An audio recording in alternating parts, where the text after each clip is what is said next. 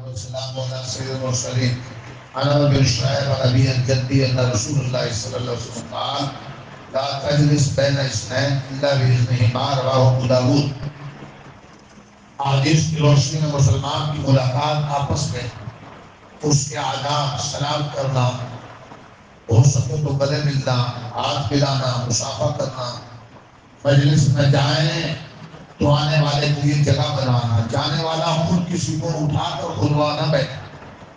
آج کی حدیث میں یہ ادب ہے کہ دو آدمیوں کے بیچ میں ان کی اجازت کے بغیر خود مت بیٹھے۔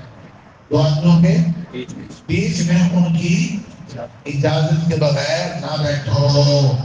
ابو داؤد شریف کی حدیث سے عمر بن شعیب، اپنے والد شعیب سے اپنے دادا عبداللہ ابن عمر بن عاص رضی اللہ عنہ سے نقل کرتے ہیں کہ رسول پاک صلی اللہ علیہ وسلم نے ارشاد فرمایا دو آدمیوں کے بیچ میں ان کی اجازت کے بغیر مت بیٹھو۔ لا تجلس بین اثنین الا باذنہما، لا تجلس بین اثنین الا باذنہما، یہ حدیث ہے۔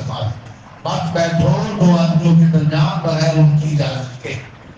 یہی حدیث حضرت عبداللہ ابن عمر بن عاص رضی اللہ عنہ سے سنن ابی داؤد نہیں ہے، اور ان کے علاوہ جامع ترمذی میں بھی ایک دوسرے طریقے سے الفاظ روایت کی گئی۔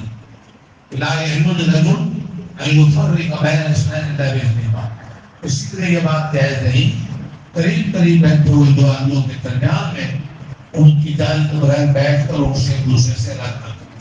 جو آپس میں قریب قریب بیٹھ کر باتیں کر رہے تھے، آپ بیچ میں بیٹھ گیا اور ان کو علیحدہ کر دیا، یہ اجازت، ان کی اجازت ہو تو پھر بیٹھ سکتے۔ یا فاصلہ ہے، کہیں بیٹھا کہیں بیٹھا پھر بیٹھ سکتے۔ اگر وہ قریب قریب بیٹھ کر کیا کر رہے تھے، بات ہی بیچ میں آ کر بیٹھ گیا، ان کی بات روک دی آداب کے، وہ خود بیچ میں بٹھا ہے یا ان میں فاصلہ اور خود بیچ میں بیٹھے، پھر اور رسول پاک صلی اللہ علیہ وسلم کی تعلیمات اور ہدایات میں لطیف انسانی جذبات، نازک احساسات کا کتنا لحاظ کیا گیا ہے۔